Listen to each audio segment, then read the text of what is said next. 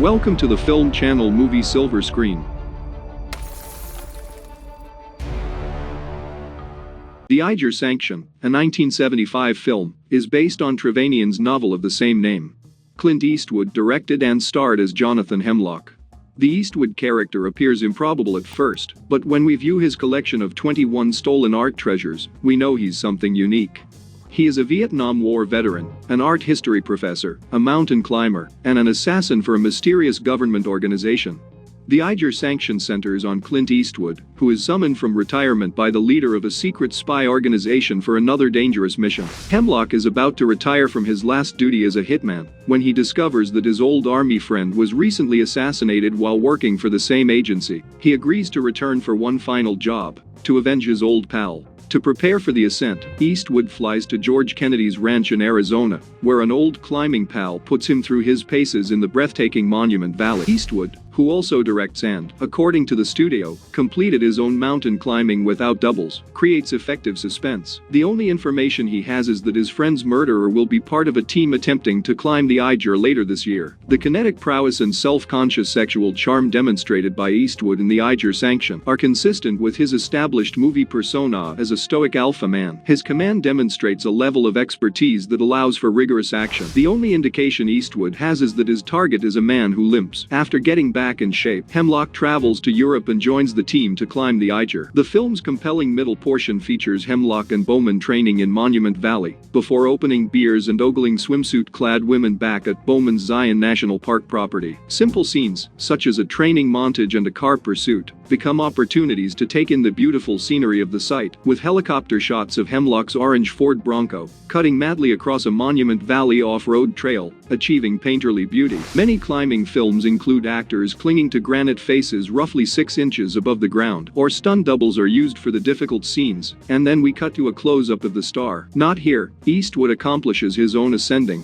and the photography emphasizes this with numerous long views that clearly establish his position and height, before zooming in to reveal Eastwood. This muscular climax, in which Hemlock is seen dangling from a rope against a distant backdrop of Grindelwald, was the main source of acclaim when the Eiger Sanction was released, and it remains potent evidence of Eastwood's filmmaking's visual clarity and high-wire ambition, qualities that undoubtedly shine through the film's more inflammatory elements. This is a movie that is hardly discussed these days. It was created in the 1970s, with little regard for political correctness. The Eiger Sanction is not a comedy, but it contains plenty of humor. The climbing sequences are superior to other man against a mountain films that have appeared since, and the suspense is unbelievable. This heightens the sense of danger in the alpine scenery. Kino's transfer is hit or miss, with excellent quality in daytime exteriors yet lacking in the darker scenes. To be honest, nighttime sequences in numerous other examples had the murky appearance commonly associated with poor digital transfers of 1970s film footage. Fortunately, crucial passages such as the Zion National Park segment and the trip up the Eiger are free of such flaws, and the natural beauty of the sights is enhanced by exquisite sharpness and vivid color. Meanwhile, there's little to complain about in terms of clear and even sound quality,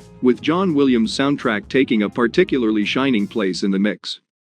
It was filmed on location in South Africa in 1977, with supplementary footage taken at Twickenham Film Studios. This is the best film ever directed by Andrew V. McLaglen, a seasoned action director. Lloyd, a former protege of famed producer Cubby Broccoli, employed many staff members from the James Bond films, including editor John Glenn, title designer Maurice Binder, stunt coordinator Bob Simmons, and production designer Sid Kane. These were the greatest in their respective fields, and the film benefits significantly from their work. To take down a terrible dictatorship in Central Africa, a British multinational corporation recruits a small army of aged mercenaries, led by Colonel Alan Faulkner, to rescue the selected leader, who has been unlawfully imprisoned. In the Wild GEESE, for example, we can see the following formula. A mercenary soldier, Richard Burton, is recruited to parachute into an African country and rescue the captured leader of a populist political movement. The mercenary establishes his terms, determines his compensation, and gathers his old associates, Roger Moore and Richard Harris. One of the most enjoyable aspects of the film is watching the three middle-aged leads emphasize their ages. The Wild GEESE, like many of Burton's works from the 1970s, is both compelling and problematic.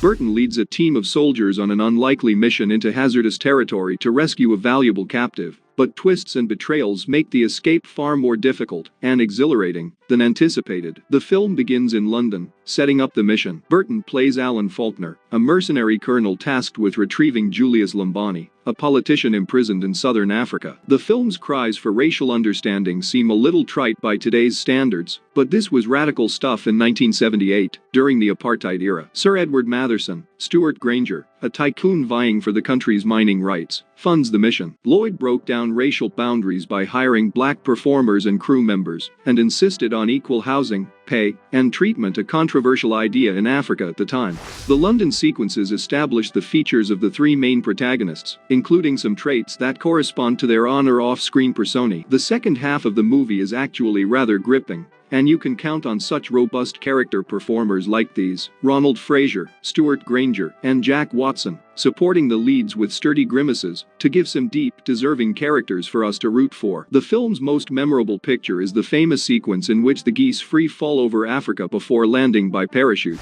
It's wonderfully shot and inspired Cubby Broccoli to incorporate free-falling stunts for the opening sequence of his next James Bond film, Moonraker. Then there's a subplot featuring Winston Jonah as the liberal African leader and Hardy Kruger as the racist Afrikaner who takes him out of the bush on his back. An excellent old-school cast elevates this from the typically adventure combat film it is. It's as intense a battle sequence as you can imagine, and it rates among the best in any film of its kind. Andrew V. McLaglen, the director, had a 5-decade career that began in 1956 and included the John Wayne flicks Chisholm, 1970, and Hellfighters, 1968. However, if one can overlook the unsavory attitudes towards the value of other people's life, which is a significant if for most, the sequences in which the mercenaries are forced to rely on one another are compelling. This was Burton's final film as a soldier, and it was also his last box office hit. Any comprehensive judgment of Burton demands us to watch films like The Wild Geese. It attests to his electrifying film presence, his underappreciated skill as an ensemble actor, and the racist and misogynistic flaws that can only stain his contested cinematic legacy. This was the trio's only big screen appearance, which is a shame because Burton and Harris acting together with a thought-provoking script could have been a bomb.